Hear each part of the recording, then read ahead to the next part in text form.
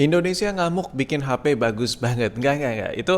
Itu menurut gue masih kejauhan sih. Sebuah brand buatan Indonesia, rancang bangun Indonesia full 100% itu masih agak susah sih kalau menurut gue. Tapi gue suka dengan peraturan pemerintah yang sekarang mengenai per handphonean ya kan.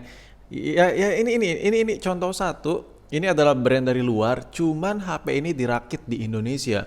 Gue gak peduli mau ini desainnya dari luar, mau brand ini yang punya merek luar negara lain. Tapi kalau udah dirakit di Indonesia, menyerap tenaga-tenaga dari orang kita udah banyak ya kan. Jadi menurut gue itu salah satu nilai plus banget, pakai banget. Nah, ini adalah sebuah HP Infinix yang harganya di 2 juta menuju 3 juta. Gue suka banget sama HP ini. Dirakit di Indonesia, tapi selama gue pakai nggak ada masalah, no problem cu. Ini HP bagus banget. Yang pertama yang gue suka, ini no gimmick-gimmickan, masih ada jack audio 3,5 nya. Jadi kalau lu buat ngegame, colok powerbank bisa sambil colokin headset. Terus yang kedua penempatan fingerprint ya. Penempat fingerprint ini menurut gue rada sedikit sensitif, cuman fingerprintnya responsif banget. Dan ya jujur dari awal gue pakai HP ini sampai sekarang, ya ini nothing problem, belum ada masalah ya kan. Tandanya nih rakitan Indonesia udah keren punya, udah kece parah ya kan. Dulu gue sempat sempat agak risih sih dirakit di Indonesia bagus atau enggak sih. Ternyata bagus cuy. QC-nya ketat ya ternyata ya. Dan HP rakitan Indo ini suka gue. Ini ngomongin soal layar. Layarnya juga nggak ada gap-gap pixel yang apa ya, gap-gap pixel dari backlight yang nongol. Misalnya kayak biasanya HP-HP murah itu, HP-HP non flagship maksud gue, ini mahal sih, hampir 3 juta HP ya. Itu di belakang layar itu kayak ada hitam-hitam gelap-gelap gitu, tapi ini full bener-bener padat warna putihnya. Jadi rakitan di Indonesia the best. Nah, kalau buat nonton YouTube apalagi ini lu bisa lihat sendiri nih, nonton YouTube HP ini enak banget, layarnya tuh jernih bening gitu. By the way gue nggak pakai anti gores ya, dan udah ada lecet ya sih tipis-tipis ya, maklum lah non flagship ya kan, tapi HP flagship juga nggak pakai anti gores juga lecet. Jadi all about gimmick ya kan, apapun HP-nya mau Gorilla Glass, Gundurwo Glass pasti lecet. But intinya HP ini ngomongin soal layar ini enak banget, pakai banget nget. Gue dulu pernah ada satu trouble, gue nggak perlu sebutin lah merek ya. Bener-bener HP dirakit di Indonesia tapi merek luar. Dan itu ada cacat-cacat fisiknya di bagian kamera, di bagian lebih tepatnya speaker bagian atas buat telepon tuh kayak ada lonyot-lonyot gimana gitu. Dari situ gue ngeliat, wah ini QC yang dirakit di Indonesia kayak gimana gitu, kayak kesel gitu. Tapi sekarang nih lo lihat nih, ngomongin soal kamera nih ya. Kamera dari Infinix ini nothing problem juga, nggak ada debu masuk ya selama gue pakai berminggu-minggu HP buatan Indo yang satu ini. Wah gila sih, ini lu bisa lihat nih hasil jepretannya tuh kalem gitu, warnanya enak. Ini di compare sama pixel gue kalah jauh cu. Sumpah ini kameranya the best ini. Jadi gini, keuntungan lu beli HP buatan Indonesia ya, terutama HP yang dirakit di Indonesia, itu kortingan harganya murah banget, pakai banget. Jadi lo jangan nganggap HP buatan Indo tuh jelek gitu. Ini enak men. Gue pakai ini, Pixel gue pensiunin. Gue ganti pakai ini. Ini jauh lebih enak dari Pixel tapi harganya lebih murah dari Google Pixel. Kameranya the best. Softwaring kameranya juga bagus. Mungkin waktu lu dengerin ocehan gue saat ini lu masih belum percaya. Nanti gue buat video terpisah fokus ngebahas kamera Infinix ini biar lu tahu rasa betapa gilanya hasil jepretan dari si Infinix ini. Dan inilah salah satu alasan kenapa si Samsung makin lama makin terpendam untuk hal inovasi menurut gue. Di harga yang sama, gue udah pernah ngebahaskan di video sebelumnya, si Samsung ini menurut gue fitur-fiturnya nggak terlalu wah, cuman harganya terlalu tinggi. Tapi tetap aja sih Samsung itu punya nilai plus tersendiri, yaitu kepercayaan di after sales ya. Tapi balik lagi sih, nggak semuanya melulu after sales. Ada orang nyari HP itu karena fiturnya ya kan, fitur-fiturnya baru.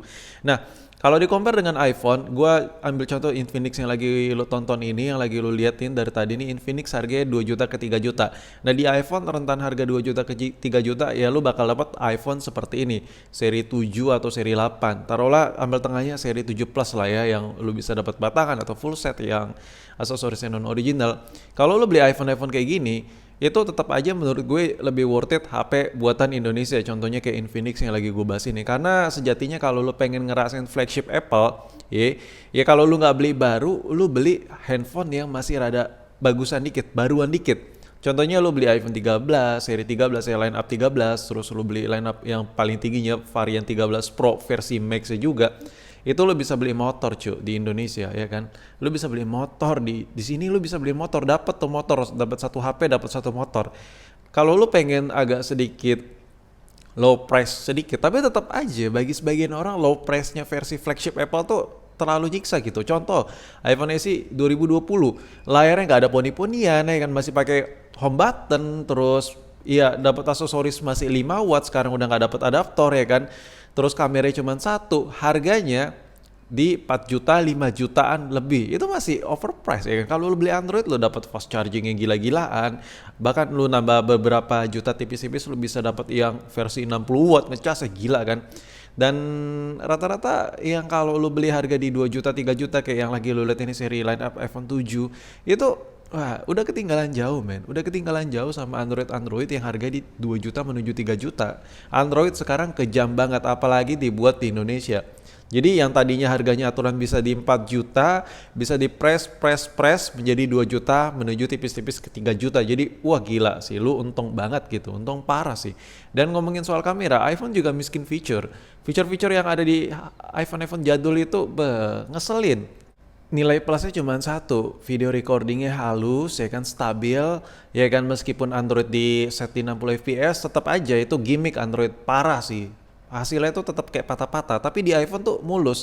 Tapi nggak semua orang butuh yang namanya ngerekam video tuh bagus. Emang semua orang tuh content creator.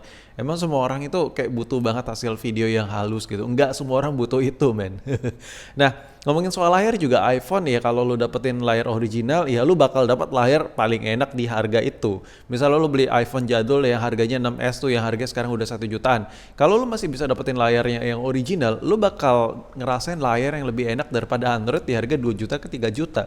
Cuman balik lagi, di masa tahun 2020, 2021 sekarang menuju 2022, itu layar HP itu udah riskan banget buat diganti, terutama iPhone jadul. Jadi menurut gue serahkanlah kembali kepada Android yang dirakit di Indonesia ya kan. Layar ini lu bisa lihat nih, layar ada best. Jadi gue bantu lu ya, gue ngebantu lu buat ngefilter HP-HP yang tadinya banyak nih pilihannya, ada ini, ada ini, ada ini, coba lu filter. Coba lu pilih sesekali HP yang tahun keluaran sekarang kan udah peraturan udah gila kan, pemerintah ini udah bagus banget. Yang dimana tuh ya semua udah serba harus dirakit di Indonesia ya kan. Coba lu pilih HP yang dirakit di Indonesia yang tonton agak baru, lu coba rasain pakai, enak banget. Salah satu contohnya HP yang lagi gue review ini men, sumpah enak banget, enak parah sih. Gue nggak bohong sama sekali. Dan ya mungkin sampai di sini aja video gue mengenai Indonesia ngamuk buat HP murah, buat HP mahal, buat HP bagus. Tapi menurut gue ya terlepas dari brand dari luar atau dari mana gue nggak peduli men. Selagi itu dirakit di Indonesia ya kan, otomatis ada tangan-tangan kita gitu yang ngerakitnya, nyatuin ya kan, yang ngerjain ya kan. Ya nggak sih, setuju gak sih lu sama gue?